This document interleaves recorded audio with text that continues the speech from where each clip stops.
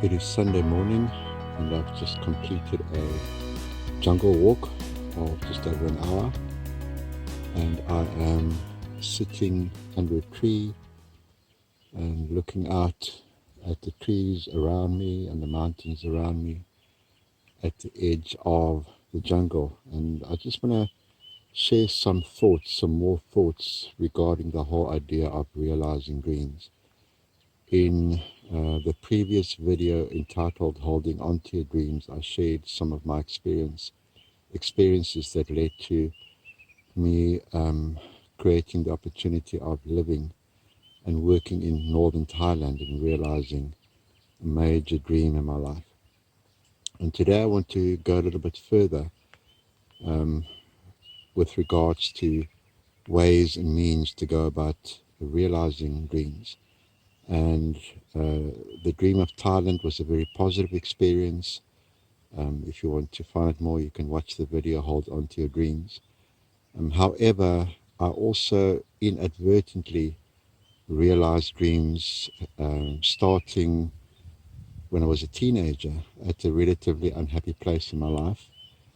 I was around about 15, 16 at the time, and we were living near a lake, and I used to walk around the lake in the afternoons after school, and in hindsight realizing, sort of dreaming about what could be a different life, not necessarily thinking at the time of realizing a different life or setting goals for the future. That wasn't really part of the thinking. I was more escaping into imagination of what certain experiences may be like. And the one thing or two things that I really focused on during that time, or during the times of walking around the lake, one was teaching. And I was a very average to below average student at school. In junior school, a teacher told me that I looked like an idiot, and I really believed it, and really did not do well at school and didn't have any self-belief with regards to learning or studying, let alone becoming a teacher. And yet I had this desire inside of me, or this idea of what it will be like to be a teacher. And I used to imagine myself teaching and being in front of the class and interacting with students. And another image that I created was, and the way I used to think about it was working with troubled people, troubled teenagers in particular. And of course, at the time, I was fairly troubled, growing up in a lot of dysfunction, what I referred to as emotionally sterile environment. And a few years earlier, having run away from home, and just a very negative life experience and experiences of being bullied at school and just being unhappy in most of my schooling. And in the afternoons, walking around the lake, escape into these imaginations. And I would imagine working with people in pain, and imagine myself sitting talking to them, not necessarily thinking I ever wanted to become a teacher or a counselor or anything like that. It was more of an escape. And little did I realize that imagining doing those things and experiencing the feelings of doing those things and finding a sense of relief, if I can put it that way, a sense of peace in imagining myself doing those things. And in hindsight, finding a way to express myself in what could possibly be a career. And I keep saying this, but it wasn't necessarily part of my thinking at the time. I didn't really have any major aspirations. The thought of becoming a teacher crossed my mind every now and again, but the way we grew up, when you left school, you found a job, and that was basically it. That was the thinking. And I don't have time to go into what happened the years following that, or the decades following that, but just the most amazing coincidences, situations that transpired, opportunities that came my way, synchronicities, things that were completely unexpected. And looking back and seeing the bigger picture now, and even after that time of walking around the lake, still going through a lot of negative emotions and unhappiness, and just being the victim of very low self-worth and low self-esteem, and seeing myself as a victim and blaming everything and everybody else for where I was at. And fast forward a few years, just through amazing, as I said, opportunities that came my way and situations that transpired, I became a teacher. And later on, I started developing an interest in counseling. And once again, just the most amazing opportunities that came my way. I was able to train, and I became a substance use disorder counselor, and I studied life coaching and NLP coaching.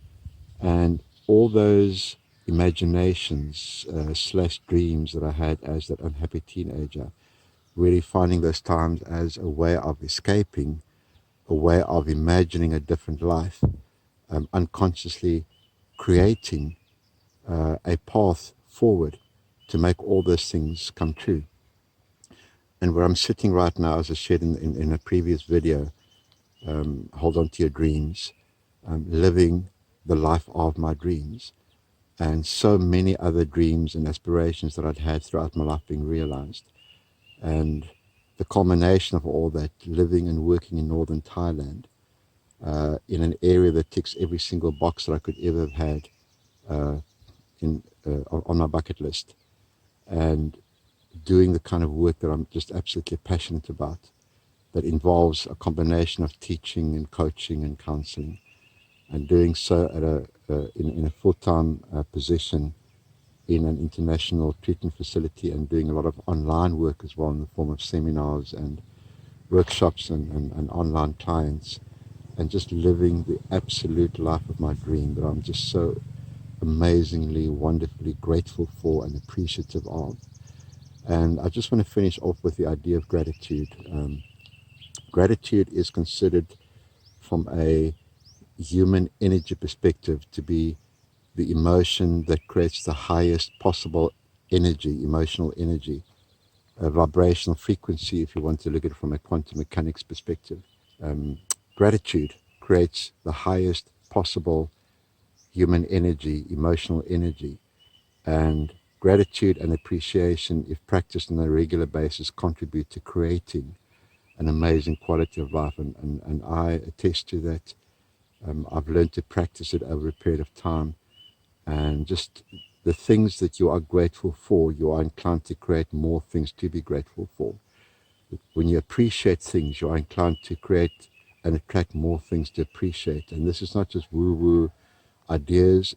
I experience this on a daily basis, literally. And the times when I lose track, when I lose my focus, when I start to become negative, almost with immediate effect, I start to have negative experiences and situations. So I want to encourage anybody, as I normally do, your dreams, your aspirations, your desires, your hopes for the future, never allow anybody to talk you out of that.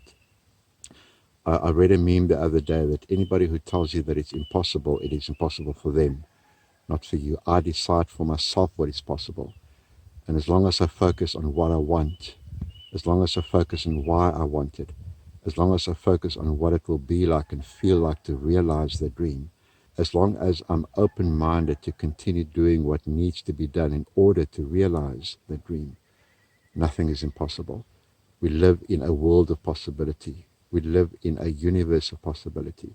We live in an energetic field of probabilities and possibilities. And what I'm saying, once again, is not woo-woo. I'm talking science. I'm talking psychology. I'm talking spirituality. And once again, that I have been experiencing for a number of years in my own life. So I want to end this chat with encouragement, hopefully inspiring anybody who may be at the verge of giving up. Don't let yourself down. You deserve more than that. And hold on to it. And life is amazing. And I wish you an amazing journey forward as you continue to create the life that you desire and deserve.